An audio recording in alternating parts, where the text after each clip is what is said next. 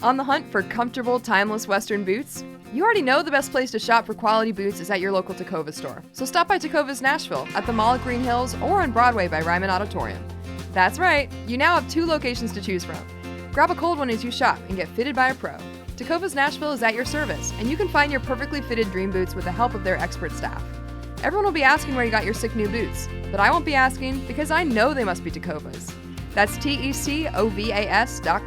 Don't go gently, y'all.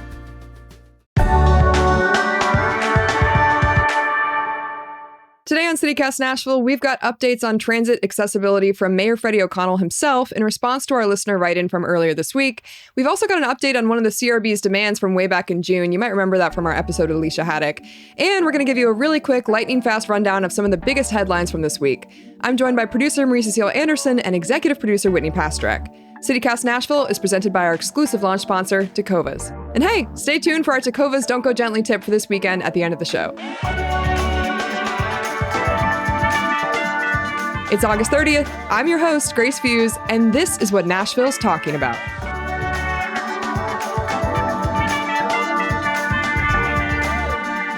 Good morning, everybody. How are you guys? Good morning, Grace. Fabulous. Happy Friday. So Friday. Looking forward to the long weekend. Yeah, long weekend. We're excited for that. First, we got to hit up some news.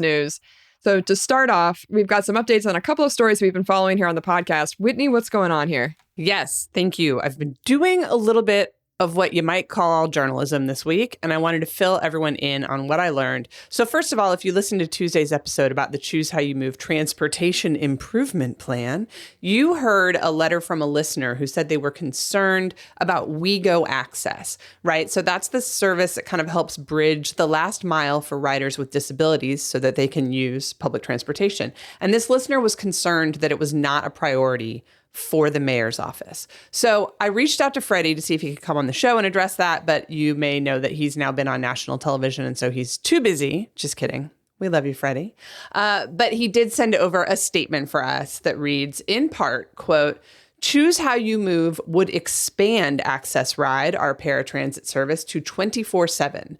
Currently, it stops at 1 a.m., but we know that riders with disabilities are a part of Nashville's 24/7 workforce, and they require a 24/7 system.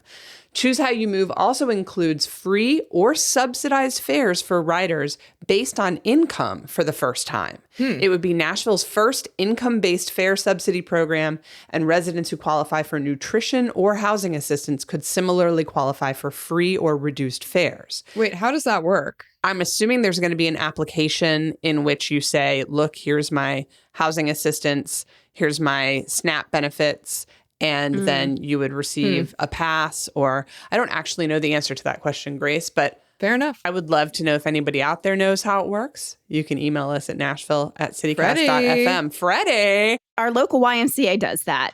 And I've been very familiar with filling out and being like, I am in between jobs. How much is my membership now? And it's based on your income. So probably similar to that.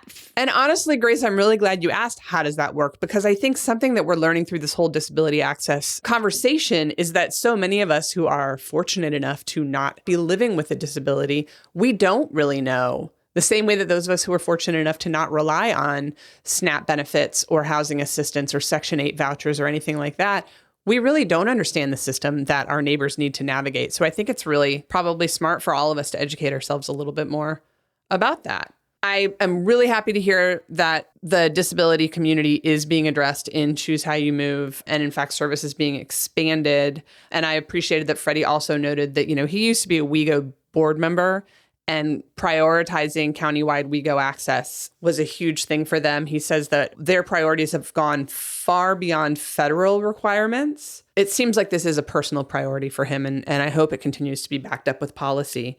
In terms of what's going on with the company that was providing WeGo access rides, Marie, you're the one who brought to our attention that there was a protest last week on the courthouse lawn with riders with disabilities as well as their allies protesting that the city had ended their contract with Mobility Solutions. That was the previous vendor providing those paratransit rides. So I reached out to WeGo for comment about that, and they sent over their statement on where things stand there. Here's the basics. So apparently, Metro had every intention of retaining Mobility Solutions as the vendor for WeGo Access, and they did in fact sign a contract in June.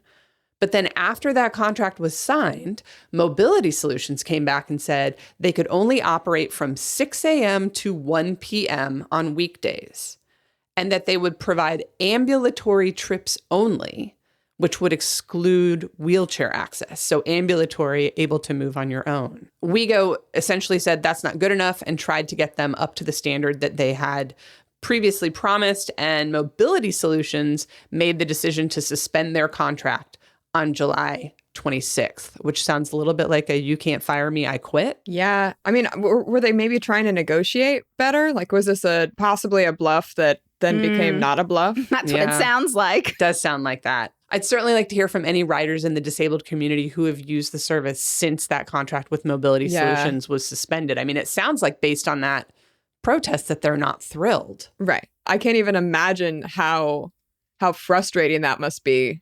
Yeah. If it's something you're depending on to get to work or to get to your family or to get your kids places. Well, so there's one more note in that WeGo did say that the new vendors they have contracted for that WeGo Access program have a 92% on-time performance rate. But that same listener, shout her out. We're not using her name because we don't need to be blowing everybody up here on the World Wide Web. But the same wonderful listener who's been writing into us with her concerns, she said that, quote, on time is defined as within 59 seconds of the scheduled pickup window, which is a 30-minute window as she understands it. So even rides that are, quote, on time can have someone waiting half an hour for their ride. Wait, that's crazy. That is insane. Like, even Ubers don't take that long. Unacceptable. That is absolutely bonkers. I can't even, that's absolutely insane. So it seems like no matter who did what or who's in the right or in the wrong here, there's a lot more work to be done. Like I said before, I just hope everybody, us, you listeners out there, Mayor Freddie, I hope everybody keeps spotlighting these issues as this push for the transit referendum rolls on, because even if this doesn't affect you, it probably affects someone you love, maybe even people you don't know it affects. So please keep writing in with your questions and comments. We'll keep getting information for you, and please keep talking to your neighbors. Absolutely.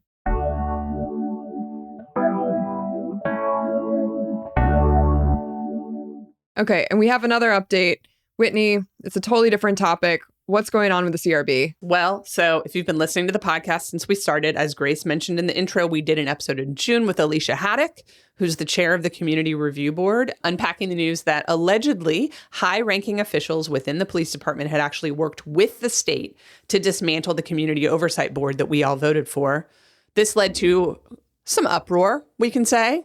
Mm-hmm. Y'all remember that? Yes, I do. Yes. And I'll say there was a big press conference with leaders in the Black community calling for people to withhold support for the transit referendum until Mayor Freddie met the demands of the CRB. Choose how you lose, I think, was something that they tweeted. I like that. I like that. Choose how you lose. Choose how you lose, Love man. that.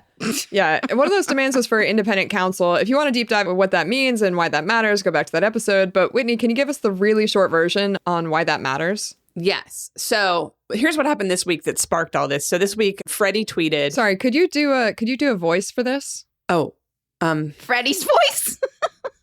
No, I can't. I was very pleased that the CRB yesterday approved a framework. Yeah? Okay, Grace will now play Freddie. All right, let's start over. Okay, so this week, Mayor Freddie tweeted, I was very pleased that the CRB yesterday approved a framework our office proposed with the Metro Department of Law for separate contract counsel to represent them. That's very good. Thank you so much, Mayor Freddie. Y'all might remember that because of the way that the state wrote the new law for governing community oversight boards, the CRB has lots of places where it needs to be compliant in the way that they communicate with the Metro Nashville Police Department. But here's the thing.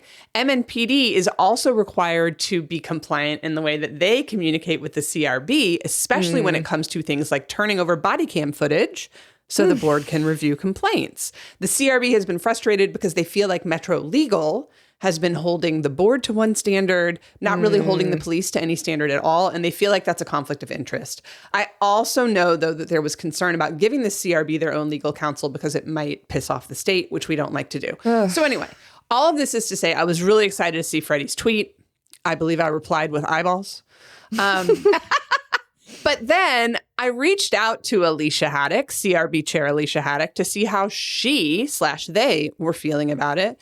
And so, y'all, as with everything, it's more complicated than it seems. So apparently, although the CRB is now allowed to contract with the law firm Brazil Clark to represent them, and Brazil Clark can advise them, the problem is that Brazil Clark still has to go through, wait for it, Metro Legal for everything. Yay. That makes Alicia sense. said, quote, if our counsel reports to the law director and is required to share information on cases and legal advice, then what's the point of admitting there is a conflict when it only appears to be reduced and not actually mitigated by true independent counsel? That's crazy, man. That's absolutely insane. So CRB can have independent counsel so long as they tell as long Metro as we Legal control it. everything they're doing.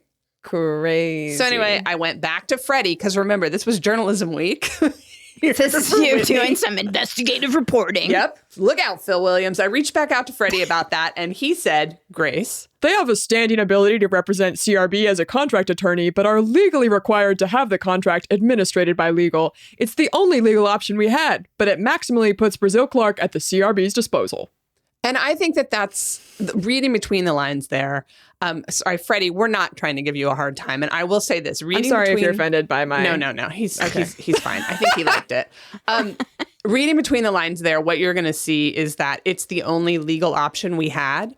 I think that that's the key. You remember when this conversation started back in June, it was like, we want our own independent counsel. You can't have your independent counsel, but we need it. But you can't have it. But no, we need it. And finally, it seems like this is the biggest loophole that could be found. So if we're taking it as an incremental win, I think that's probably a positive thing. I think Alicia, Jill Fritchard, everybody else involved with the CRB would like to see this as a baby step that will then become a big step forward in the future. And obviously, I really appreciate Freddie and his team working hard to find a way to make this happen. And I appreciate the CRB's patience and their stick-to-itiveness in not giving up on this. Yeah, absolutely. And they did one more thing this week in CRB world. Marie, do you have an update on that? Yes, I actually saw that in the headlines recently. So the CRB has just released a new proposal suggesting a zero tolerance policy for sexual misconduct within the MNPD. Well, I would certainly hope so.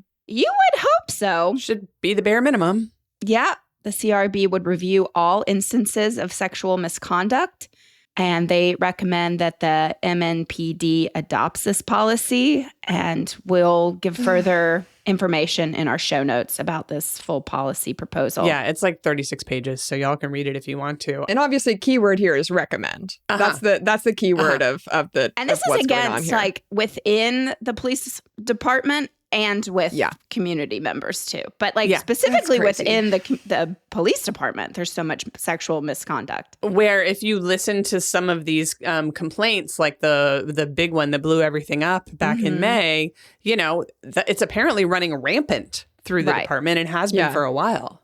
And they're trying to up the percentage of female officers in the next several years by 30%. So they're going to be holding them to this luck with policy. that. So, I mean, again, you know, you can tell the way that a community treats the least among them by the way that they treat people in power. And if the cops are abusing other cops, allegedly, you can only imagine what they're doing with private citizens when no one's watching, and then not giving their body cam footage to the CRB. Right. This is why this is so important. Again, like, if you're listening, you need to understand this. This affects everyone in our community. If a community's not paying attention to how their leaders or their law enforcement are functioning, nothing will ever change. It's never going to get better. Yeah. So it is, you know, on all of us to try to wrap our minds around this stuff, even when it is so confusing and frustrating. Yeah. I mean, the CRB is asking for accountability. You know what I mean? And if we're fighting back against accountability, I don't know what the heck we're doing. Yep. Amen. I agree. Okay, I have been sighing enough. We're going to take a little break here, and then we're going to come back with a lightning round with some fun and also not fun updates, but maybe a couple more fun ones. I don't know. Let's go with fun.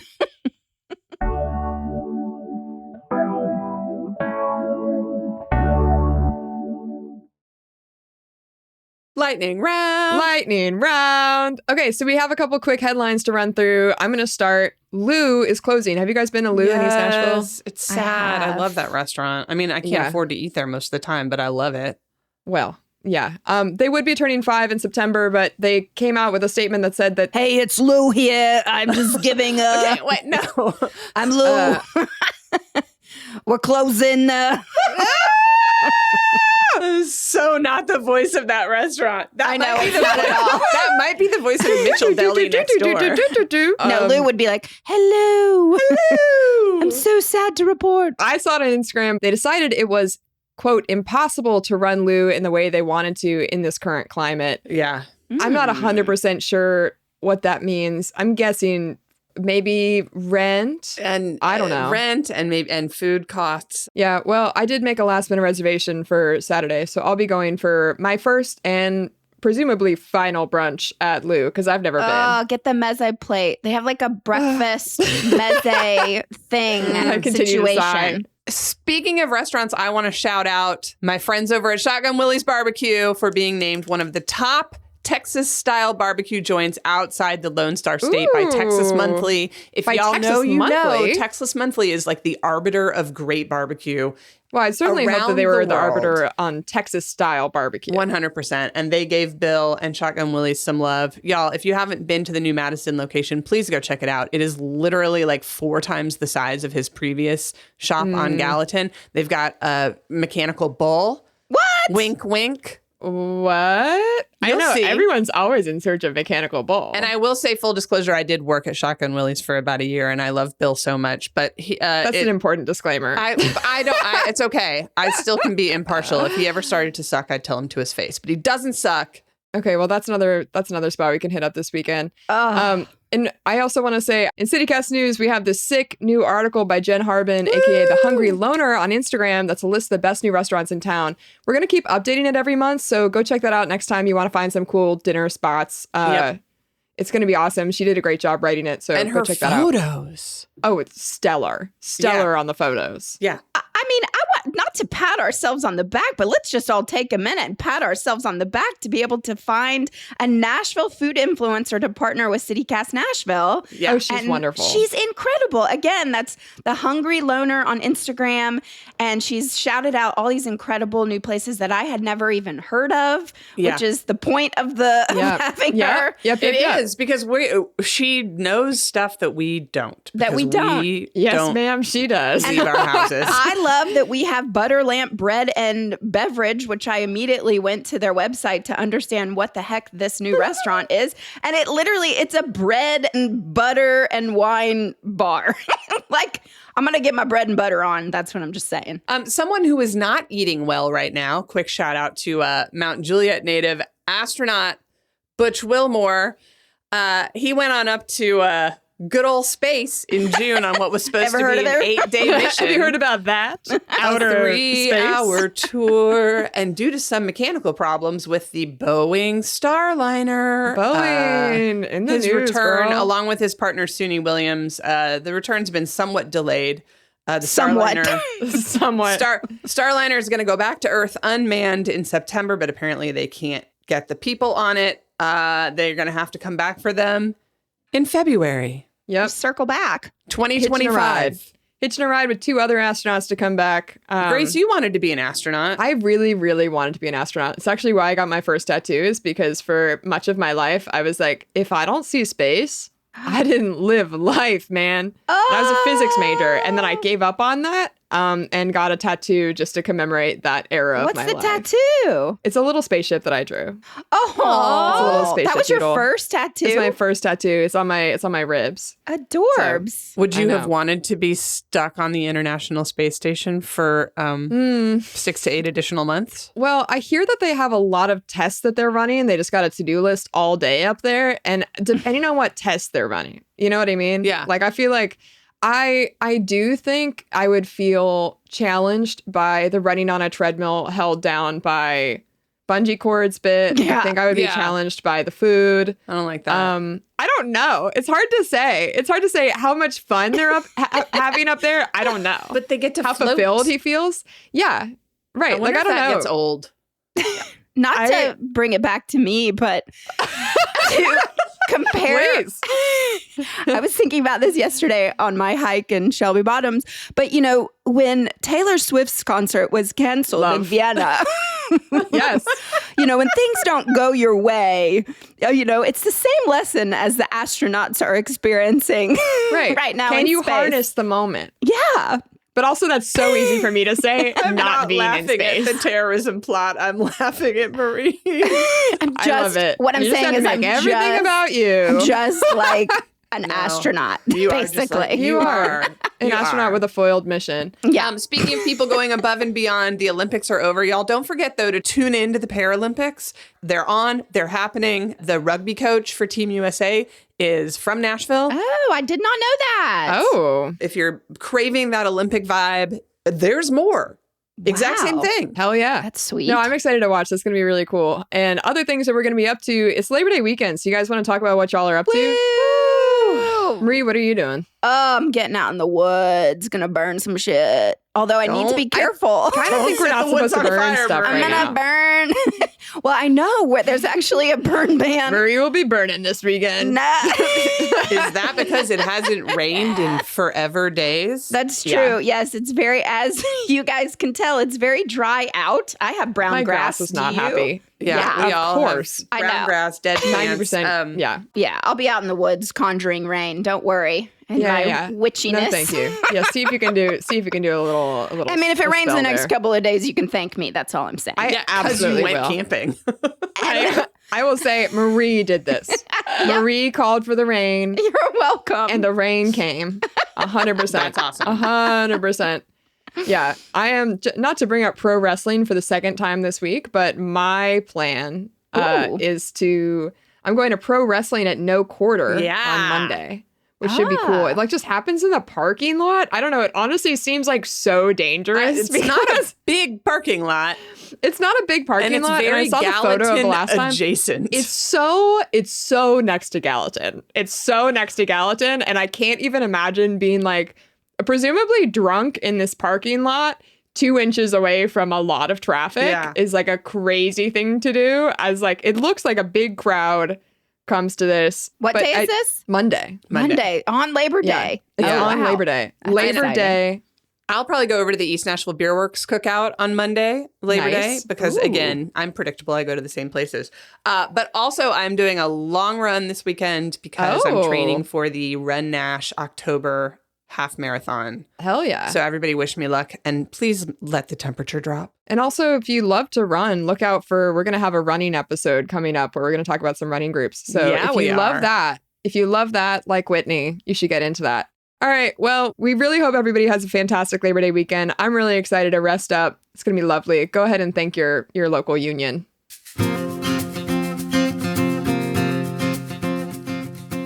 And hey, we also have your Don't Go Gently tip for this weekend. One of the best shows in Nashville is playing this Labor Day weekend for a limited time only, the annual Tick Seed Bloom in Shelby Park. Park at the Shelby Bottoms Nature Center and walk the 1 mile greenway loop to the observation deck, where you'll find yourself surrounded by more bright yellow flowers than your eyes can comprehend. It's the best place to see monarch butterflies, as well as stunning swallowtails and plenty of happy bees. So go get those wildflower selfies. And remember, don't go gently, go into Tecovas.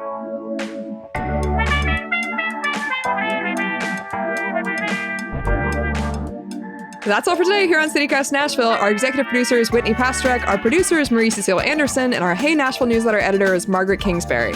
Our theme music is by Prof Jenkins. And if you enjoyed the show, why not tell a friend? Rate the show, leave us a review, and subscribe to our Hey Nashville newsletter. We'll be back Tuesday morning with more news around the city. Enjoy the weekend. Bye!